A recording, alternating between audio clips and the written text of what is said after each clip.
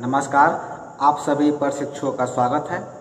इस वीडियो में हम बात करेंगे डीएलएड सेकेंड ईयर के पेपर कोड S4 स्वयं की समझ के अंतर्गत आज का आपका टॉपिक है स्वयं को समझते हुए लक्ष्यों का निर्धारण।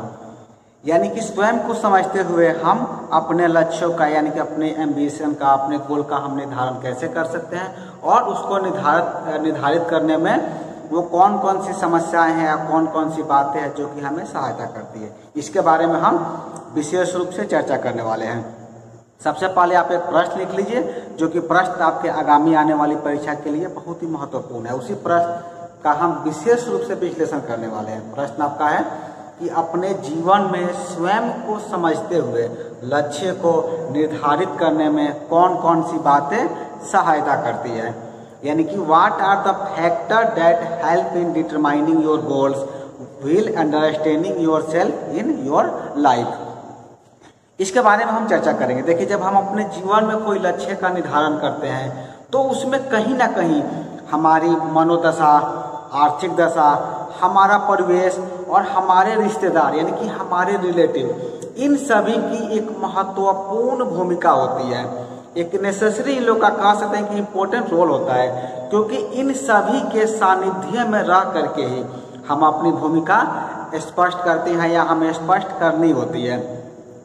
क्योंकि आप सभी जानते होंगे यदि हमारे द्वारा कोई लक्ष्य का चुनाव किया जाता है या फिर करना होता है तो कह सकते हैं कि हम मानते हैं या आप सभी मानते हैं कि सबसे पहले हमें अपने आप को समझ लेना चाहिए। मान लीजिए कि आप एक लक्ष्य निर्धारित करते हैं, जैसे कि आपने डीएलएड करने का जब चुनाव किया होगा तो कहीं ना कहीं आपने चीज़ों को समझा होगा कि हम टीचर क्यों बन रहे हैं, हमारे अंदर टीचर बनने क्यों गुण है या नहीं है। या फिर आप कोई भी लक्ष्य निर्धारित करते हैं अपनी ज़िंदगी में, आप जो भी निर्णय लेते हैं तो निर्णय लेने के पीछे कहीं ना कहीं, जैसे मैंने कहा, ये हमारी मनोदशा, आर्थिक दशा, हमारा परिवेश, हमारे रिलेटिव, सबका एक महत्वपूर्ण योगदान होता है। जैसे एग्जाम्पल की हम बात करें तो मान लीजिए कि आपके गांव में या आपके रिश्तेदार में किसी भी पोस्ट के लिए चयन हो गया है तो क्या होता है, एक लहर सी आ जाती है कि अमुक व्यक्ति का इसमें चयन हुआ है तो हमें भी वही कार्य करना चाहिए। गांव में यदि कोई एक व्यक्ति किसी लाइन में चला जाता है तो सारे गांव को उसी तरफ मुड़ जाते हैं। वो अपना एक नहीं देखते हैं कि हम किस क्षेत्र में बेहतर कर सकते हैं, हम किस लिए बने हैं। तो यहीं पर हम कहना चाहेंगे आपसे कि आप जब भी लक्ष्य निर्धारित करें तो सबसे पहले आप समझ लें कि हम वो कौन सा कार्य कर सकते हैं। उसके बाद यदि हम चुनाव करेंगे तो अपनी लाइफ में हम कभी भी असफल नहीं हो सकते हैं। देखिए, हम अपने स्वयं के साथ जो है 24 आवर्स रहते हैं, 24 घंटा हम अपने आप को देखते हैं, अपने आप को समझते हैं। दूसरा व्यक्ति जो है मात्र 2-4 घंटा या कुछ घंटे रह करके, कुछ दिन रह करके वो हमें उतने बेहतर तरीके से नहीं समझ सकता जितना कि हम अपने आप को समझ सकते हैं। देखिए, कई बार होता है जो कई प्रशिक्षु या कई लोग आपसे पूछते होंगे, हमसे पूछते हैं कि हम अपने लाइफ में क्या करें, हम अपना एम्बिशन क्या बने, हम गोल क्या बनाएं। तो मेरा मानना है कि आप स्वयं से पूछिए कि आप वो कौन सा कार्य है जो बेहतर करते हैं, किस कार्य को आप बिना थके हुए, बिना रुके हुए लगातार कर सकते हैं। यदि इस प्रश्न का उत्तर आप ढूंढ लेते हैं तो वही वो कार्य है जिसके लिए आप बने हैं, वो कार्य आप बेहतर तरीके से संपन्न कर सकते हैं। आगे हम इसमें जान लेते हैं कि देखिए, जब हम लक्ष्य का निर्धारण करना होता है या फिर भविष्य के लिए कोई भी निर्णय लेना होता है तो हमें सबसे पहले, जैसे मैंने कहा, ये आपको स्वयं से वार्तालाप करना चाहिए, स्वयं से कम्युनिकेशन करना चाहिए कि जो कार्य हम करने जा रहे हैं वह कार्य या मेरे द्वारा किया जा रहा है, जो कार्य हम करने जा रहे हैं वह उचित है या अनुचित। उचित अनुचित का अर्थ यह हुआ कि जो कार्य आपने ले लिया करने के लिए, क्या उस कार्य को आप बेहतर तरीके से संपन्न कर सकते हैं, क्या वो कार्य में आपको मन लगेगा। इन तमाम प्रश्नों का आपको उत्तर ढूंढना है और जब तक इसके आपको उचित उत्तर नहीं मिल पाते हैं, तब तक संतोषजनक उत्तर नहीं मिल पाते हैं, तब तक आप उस कार्य को संपन्न नहीं करेंगे। यदि उस कार्य को फिर भी आप किसी के दबाव में या फिर कह सकते हैं कि एक लोगों को देख कर करते हैं तो उस कार्य में कभी भी आप सफल नहीं हो सकते हैं। ये तो हो गया आपके जीवन के बारे में। अब हम आपके प्रश्न के अनुसार, जो आपके प्रश्न में पूछा गया था कि वो कौन कौन सी बातें हैं जो कि हमें सहायता करती है, इसके बारे में हम चर्चा कर लेते हैं। हम इस वीडियो में चर्चा करेंगे उन फैक्टर्स के बारे में, उन कारकों के बारे में जो कि लक्ष्य के निर्धारण के उपरांत हमारे सम्मुख प्रस्तुत होते हैं। हो सकता है कि आपने जो लक्ष्य निर्धारित किया हो उसको घर वाले आपके नहीं मान रहे हो, आपके आस पड़ोस के जो लोग हैं, आपके जो रिश्तेदार हैं, वो सब कह रहे हैं कि इसमें आप सफल नहीं हो सकते हैं। कई तरह के फैक्टर्स हो सकते हैं, कई तरह के कारक हो सकते हैं जो कि हमारे सम्मुख आते हैं। उन सभी से हमें बच कर निकलना है, उन सभी को हमें कह सकते हैं कि भेदना है। उस अभिमन्यु की भांति चक्रव्यूह के सारे रास्तों को तोड़ना है, तभी तो हम अपने गोल तक, अपने लक्ष्य तक हम पहुंच सकते हैं। ठीक है, चलिए आगे हम इसमें जान लेते हैं कि जिसे मैंने कहा ही आपको कि लक्ष्य के निर्धारण के उपरांत कई तरह की समस्याएं हमारे सम्मुख आती है। उनमें से जो है कुछ कार्य ऐसे होते हैं जो आपको सहायता प्रदान करते हैं और कुछ कार्य ऐसे होते हैं जो कि आपको विचलित भी कर सकते हैं, यानी कि आपको अपनी राह से हटाने के लिए विवश भी कर सकते हैं। हमें जो है ऐसे कार्यों की पहचान करके उन्हें दूर करने का ही प्रयास करना चाहिए ताकि हम बेहतर ढंग से अपने कार्य को संपन्न कर पाए। यानी कि हम अपना लक्ष्य का निर्धारण कर लेते हैं, जब लक्ष्य पर आगे बढ़ते हैं तो कई तरह की चीजें हैं जो कि हमें मोटिवेट भी करेगी, जो हमें आगे बढ़ने के लिए प्रेरित भी करेगी, और कुछ ऐसे लोग आ जाएंगे हमारी ज़िंदगी में या ऐसे कार्य आ जाएंगे जो कि हमें विचलित कर सकता है, कि लगता है कि हमने जिसका चयन किया है हमने खराब चयन किया है, हमसे हो ही नहीं सकता।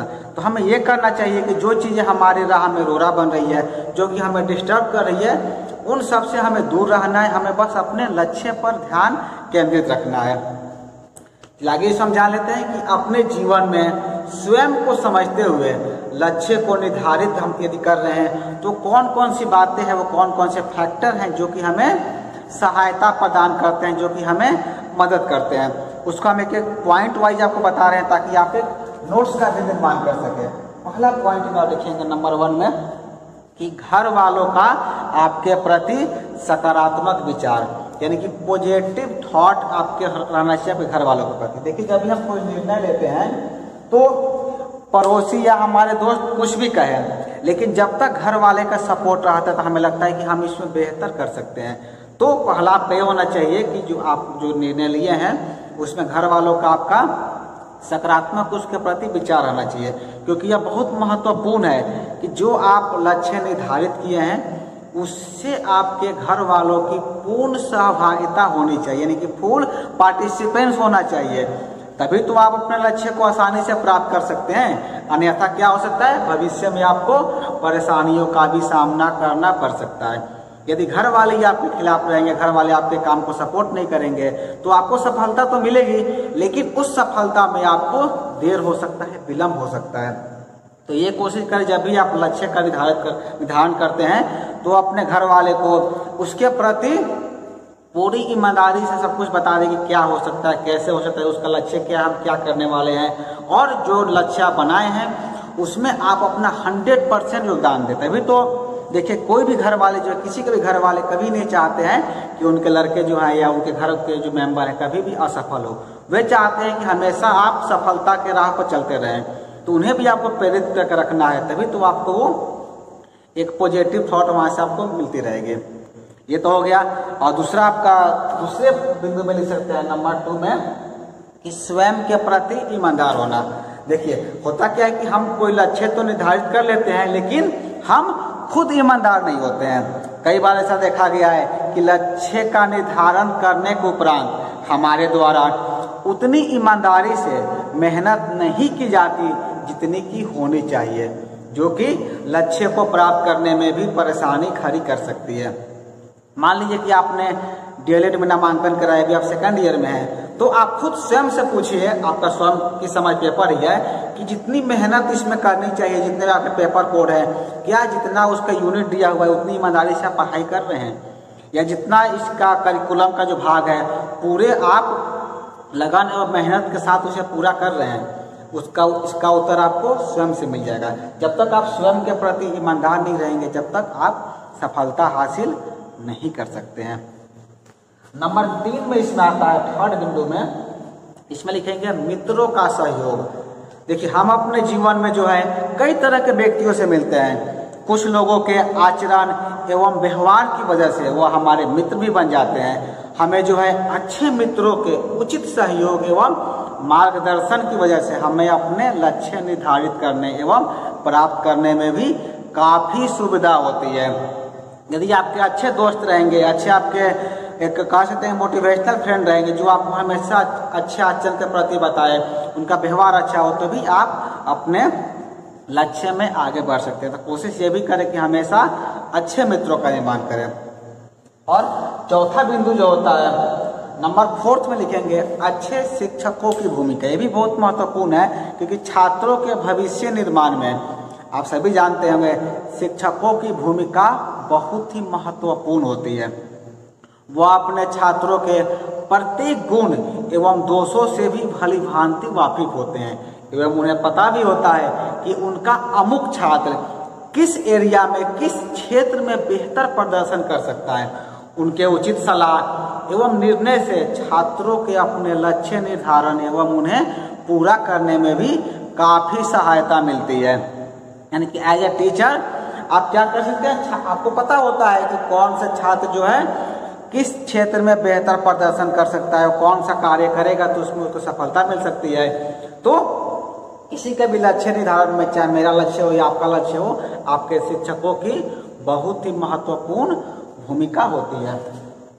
नंबर 5 में लिख लेंगे 5वें बिंदु में कि छात्रों का परिवेश, यानी कि इन्वायरमेंट कैसा है छात्रों का, यानी कि अपने लक्ष्यों का निर्धारण एवं उसे पूरा करने में छात्रों के परिवेश की भी भूमिका सर्वोपरि होती है। हम सभी जानते होंगे कि जिस परिवेश में आप रहेंगे, जिस माहौल में रहेंगे, कहीं ना कहीं आपके ऊपर उस माहौल का, उस परिवेश का भी असर दिखाई देने लगता है। क्योंकि बच्चे जो है अपने परिवेश में हो रही गतिविधियों को देख करके ही अपने वो लक्ष्य का चुनाव करते हैं। उदाहरण स्वरूप जैसे कि यदि किसी क्षेत्र विशेष के छात्रों का यदि कहीं सिलेक्शन हो जाता है किसी क्षेत्र में, तो उसी से प्रेरणा पाकर वहाँ के छात्र भी वही कार्य संपन्न करना शुरू कर देते हैं। जैसे मैंने वीडियो के शुरू में बताया था कि उन्हें लगता है कि अमुक व्यक्ति ने यह कार्य संपन्न किया है तो वह भी कर सकते हैं। यहाँ पर वो सबसे बड़ी गलती यह करते हैं कि वे स्वयं को पहचानते नहीं हैं, वे स्वयं को पहचानने की गलती कर बैठते हैं, जिस वजह से उन्हें क्या होती है, निराशा हाथ लगती है। और जब वो सफल नहीं हो पाते हैं तब उन्हें लगता है कि हम अपनी ज़िंदगी में कुछ किए ही नहीं हैं। उसके बाद उन्हें जो कोई कहता है कि ये कोर्स कर लीजिए, वो कोर्स कर लीजिए, वो वैसे ही दूसरों के बताए नियमों पर चलना शुरू कर देते हैं। बहुत ऐसे लोग हमें मिले हैं जो इंटर के बाद ग्रेजुएशन किए, फिर बीटेक किए, बीटेक के बाद फिर किसी ने कहा कि ITI कर रही है तो उन्होंने ITI भी कर लिया। ITI के बाद फिर किसी ने कहा कि ये बढ़िया नहीं है, आप प्रशिक्षण संस्थान में चले जाइए, तो उन्होंने वो भी कोर्स कर लिया। यानी उनके पास डिग्री की बहुत सारी डिग्री ले ली, लेकिन किसी में उनके ज्ञान प्राप्त नहीं हुआ। यदि एक कार्य वो बेहतर तरीके से करते तो उन्हें कभी भी निराशा हाथ नहीं लगती। हमें ये करना है कि हम अपने परिवेश से तो सीखना ही है, परिवेश से प्रेरणा प्राप्त करना है, लेकिन जो व्यक्ति वो कार्य कर रहे हैं हम भी वही कार्य करेंगे, हम भी उसी कार्य में बेहतर हो सकते हैं, ये कदापि संभव नहीं हो सकता है। तो इसका आपको ध्यान रखना है कि स्वयं को पहचान करके जो कार्य आप बेहतर कर सकते हैं उसी कार्य में आगे बढ़ें, तभी आप सफल हो सकते हैं। वीडियो के अंत में हम आपसे कहना चाहेंगे कि जीवन में हमें जो है सफलता तभी मिल सकती है जब हम स्वयं को पहचानते हुए किसी कार्य को संपन्न करें। यदि आप स्वयं को नहीं पहचानते हैं तो आपको जीवन में सफलता मिलना बहुत ही मुश्किल हो सकता है। तो आज का जो आपका कंसेप्ट था कि अपने जीवन में हम स्वयं को समझें, स्वयं को समझ करके यदि हम लक्ष्यों का निर्धारण करते हैं तो हम बेहतर तरीके से सफल हो सकते हैं। तो आज की क्लास में इतना ही, मिलते हैं अगले वीडियो में। धन्यवाद।